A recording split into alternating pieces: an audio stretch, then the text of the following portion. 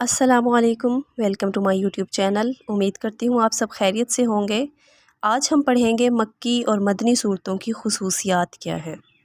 جیسے کہ میں پچھلے لیکچر میں بتا چکی ہوں کہ مکی صورتیں وہ صورتیں ہیں جو ہجرت مدینہ سے قبل نازل ہوئیں، اور مدنی صورتیں وہ صورتیں ہیں جو ہجرت مدینہ کے بعد نازل ہوئیں۔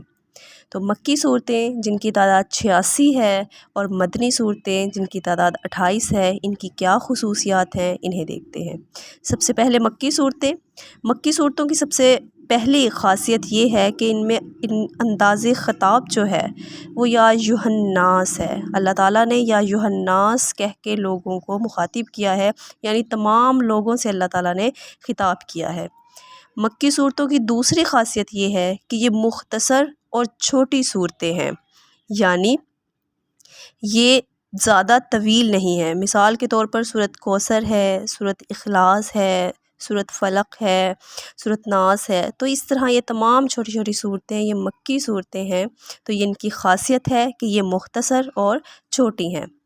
تیسری خاصیت یہ ہے کہ ان صورتوں میں شاعرانہ انداز اللہ تعالیٰ نے اپنایا ہے، کیونکہ عرب کے لوگوں کو اپنی شاعری پہ بڑا ناز ہوتا تھا اور اپنے آپ کو بڑے بڑے شعراء میں شمار کرتے تھے۔ تو اللہ تعالیٰ نے ان کے غرور اور تکبر کو ختم کرنے کے لیے قرآن مجید کی کچھ صورتوں میں شاعرانہ انداز اپنایا ہے، جیسے سورۃ کوثر ہے، سورۃ ناس ہے۔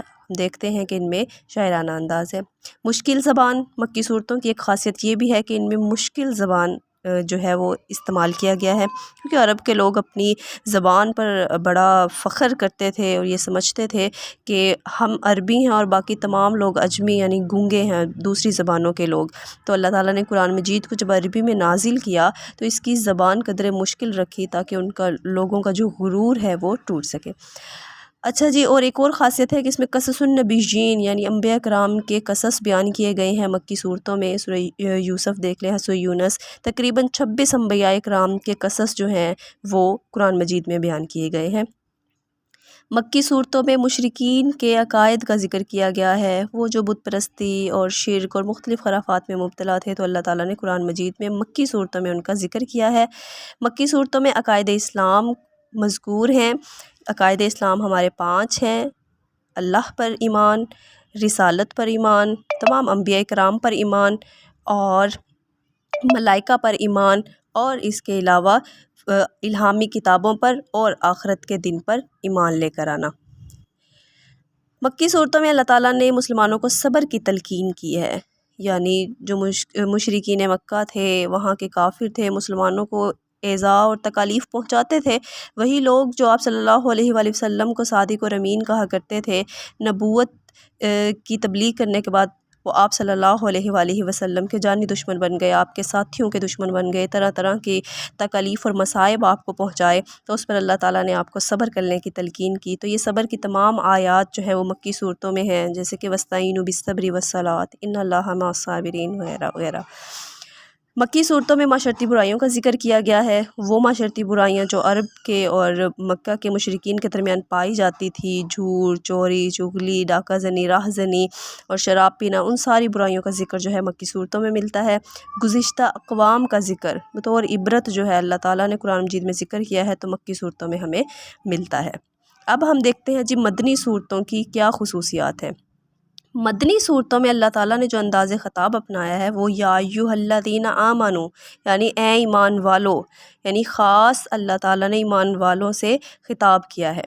مدنی صورتیں جو ہیں ان کی یہ خاصیت ہے کہ یہ طویل اور لمبی لمبی صورتیں ہیں، جیسے ہم دیکھتے ہیں سورۃ بقرہ ہے، سورۃ مائدہ ہے، سورۃ نساء ہے، یہ تمام مدنی صورتیں ہیں اور طویل اور لمبی صورتیں ہیں۔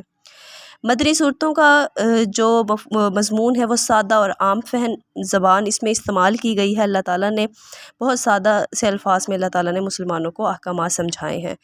ان صورتوں میں منافقین کا ذکر کیا گیا ہے، جن کا ظہور جو ہے ہجرت مدینہ کے بعد ہوا، سامنے آئے وہ منافقین۔ یہود کا ذکر کیا گیا ہے، جب مدینہ میں مسلمان ہجرت کر کے گئے تو وہاں پر مسلمانوں کے علاوہ ایک اور فرقہ، ایک اور گروہ بھی موجود تھا جو کہ وہ یہود کا تھا، تو ان کا ذکر بھی قرآن مجید میں موجود ہے۔ قرآن مجید کی مدنی صورتوں میں ارکان اسلام ذکر کیے گئے ہیں، ہم نے پڑھا ہے ابھی کہ مکی صورتوں میں عقائد اسلام کا ذکر ہے، وہیں مدنی صورتوں میں ارکان اسلام کا ذکر کیا گیا ہے۔ ارکان اسلام یعنی نماز، روزہ، حج، زکوٰۃ وغیرہ کا ذکر جو ہے وہ مدنی صورتوں میں ملتا ہے۔ چونکہ اب مسلمانوں کے عقائد پختہ ہو چکے تھے، اب ان کی پرفارمنس یعنی پریکٹیکل جو ورک ہے، نماز اور روزہ جو کہ بدنی عبادات ہیں، زکوٰۃ جو کہ مالی عبادت ہے، اور حج جو کہ ایک مالی عبادت بھی ہے اور بدنی عبادت بھی ہے، ان کے ذکر جو ہے وہ مدنی صورتوں میں ہے۔ جہاد کا حکم جو ہے وہ مدنی صورتوں میں ہے۔ مکی صورتوں میں اللہ تعالیٰ نے صبر کی تلقین کی تھی، کیونکہ مکہ میں مسلمان ابھی کمزور تھے۔ جب مدینہ میں مسلمانوں کی ایک ریاست بن گئی، مسلمان مضبوط ہو گئے، تو اللہ تعالیٰ نے اب جہاد کا حکم دے دیا کہ اپنا دفاع بھی کریں اور اسلام کی سربلندی اور اشاعت کے لیے اب میدان میں آ جائیں۔ مدنی صورتوں میں حدود اور تعزیرات کا ذکر کیا گیا ہے، یعنی وہ گناہ جو کہ انسان سرزد کرے گا تو ان کی کیا سزائیں بنتی ہیں، وہ اللہ تعالیٰ نے قرآن مجید میں مینشن کی ہیں۔ تو وہ سزائیں جو قرآن مجید میں اللہ تعالیٰ نے جن کا تعین کر دیا ہے وہ حدود کہلاتی ہیں، اور وہ سزائیں جو کہ حاکم وقت جرم کی نوعیت کے مطابق طے کرے وہ تعزیرات کہلاتی ہیں۔ تو حدود کا ذکر قرآن مجید میں کیا گیا ہے، جیسے قتل کے بدلے قتل ہے، جان کے بدلے جان، اور اسی کے علاوہ جو چوری کرے گا اس کے ہاتھ کاٹ دیے جائیں، جو راہ زنی اور ڈاکہ زنی کرے اسے سولی چڑھا دیا جائے، اور اسی طریقے سے مختلف جرائم کی سزائیں ہیں۔ مدنی صورتوں کے اندر عبادات اور معاملات کا ذکر کیا گیا ہے، جیسے نکاح، طلاق، وضو، غسل، ان سب چیزوں کے جو بیانات ہیں، جو احکامات ہیں، وہ مدنی صورتوں میں ملتے ہیں۔ تو یہ ہے مکی اور مدنی صورتوں کی خصوصیات۔